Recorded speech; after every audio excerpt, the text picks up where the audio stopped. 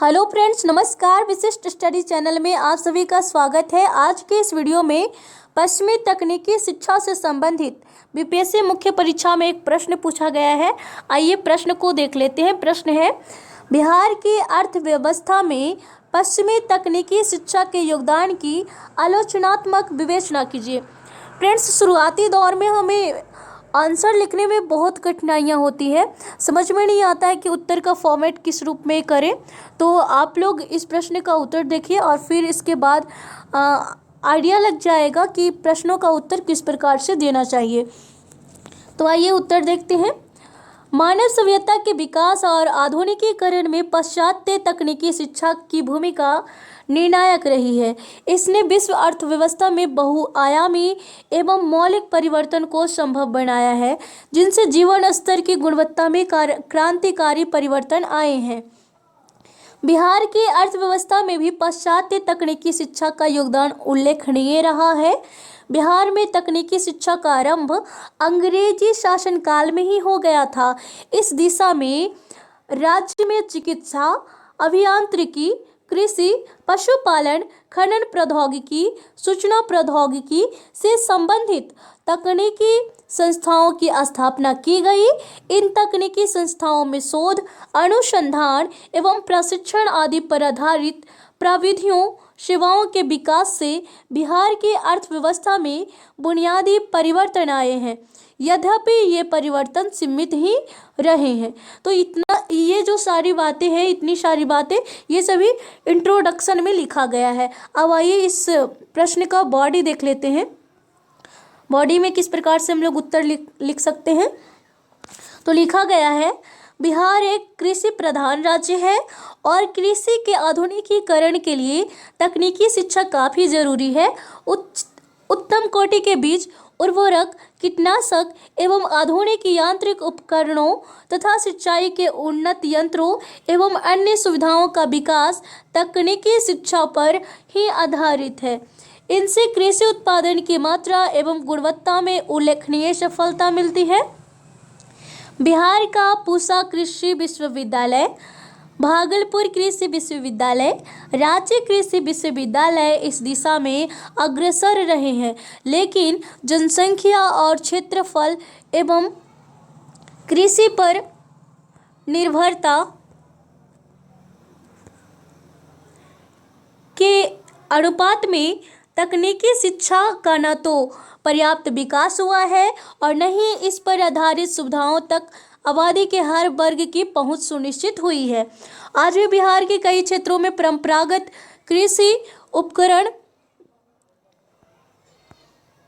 विधियां अपनाई जा रही है। तो देखिए इस पैराग्राफ में कृषि से संबंधित जितनी भी बातें थी यहाँ पे लिख दी गई है और अगले पैराग्राफ में पशुपालन से संबंधित बातें लिखी गई है। तो आइए देखते हैं इसमें क्या है। बिहार में लोगों की आजीविका का प्रमुख स्रोत पशुपालन रहा है। तकनीकी शिक्षा आधारित सेवाओं के विकास से इस क्षेत्र में भी समृद्धि आई है। संकर नस्ल के पशुओं से दुग्ध व्यवसाय में आशातीत वृद्धि हुई है।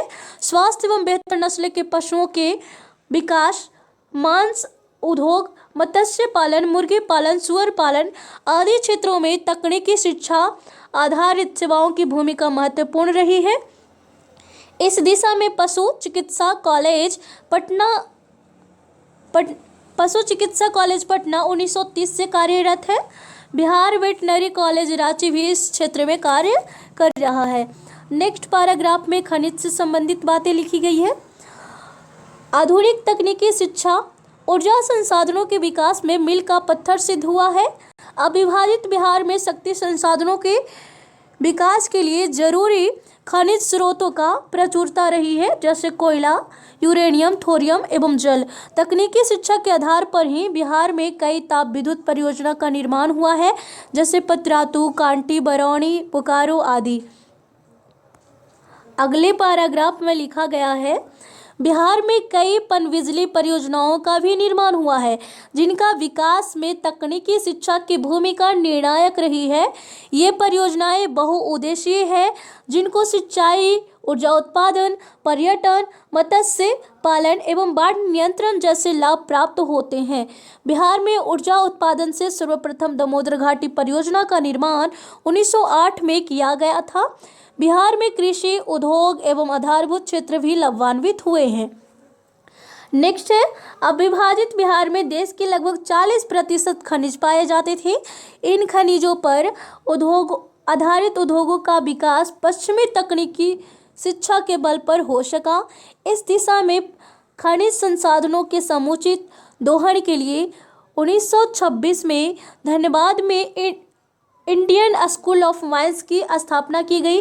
तो ये जो यहाँ पे संस्था है या स्कूल है, जितना भी इंस्टीट्यूट का यहाँ पे नाम लिया जा रहा है, ये सभी इंस्टीट्यूट का नाम याद रखेंगे ताकि आंसर लिखने में कोई दिक्कत ना हो। इसका उद्देश्य खनिज संसाधन से संबंधित शोध को बढ़ावा देना था। यह प्रयास मुख्यतः निजी क्षेत्र के द्वारा हुआ। तकनीकी शिक्षा के बल पर ही बोकारो इस्पात कारखाना, सिंदरी एवं बरौनी में खाद कारखाना, मुर्री में एल्युमिनियम, डालमिया नगर में कागज उद्योग जैसे अनेक प्रतिष्ठानों की स्थापना की गई है। आधुनिक तकनीकी शिक्षा के आधार पर ही यातायात के साधनों का पर्याप्त विकास संभव हुआ है। रेलवे, सड़क एवं जल परिवहनों का सुदूर क्षेत्रों तक विकास हुआ है। यातायात के विकास से कृषि एवं औद्योगिक उत्पादों के विपणन में भी सहायता मिली है। अगला पैराग्राफ में लिखा गया है, तकनीकी शिक्षा एवं इस पर आधारित सेवाओं प्रविधियों के विकास से रोजगार के पर्याप्त अवसरों का विकास हुआ है। आज कंप्यूटर, सूचना प्रौद्योगिकी, जैव तकनीकी आदि के विकास से रोजगार अवसरों का भारी मात्रा में सृजन हुआ है। अब लास्ट में निष्कर्ष लिखा गया। पहला पार्ट जो था पहला पार्ट में इंट्रोडक्शन, फिर अगला पार्ट में जो बॉडी था, बॉडी में यहाँ पे वर्णन कर देना रहता है और लास्ट में निष्कर्ष देना रहता है। तो यहाँ पे निष्कर्ष दिया गया है।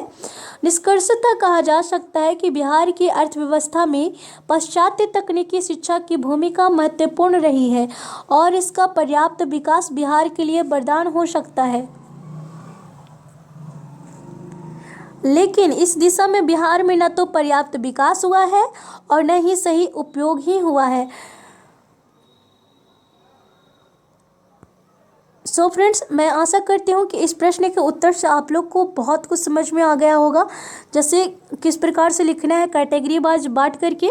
अभी हम लोग देखें कि पहले कृषि से संबंधित बातें बताई गई, फिर पशुपालन को अलग पार्ट में, खनिज से संबंधित जितनी भी बातें थी उसको अलग पार्ट में, और फिर लास्ट में एक निष्कर्ष दे दिया गया है। तो आप लोग भी इसी प्रकार से आंसर को लिखिएगा। आज के लिए इतना ही। Thank you so much.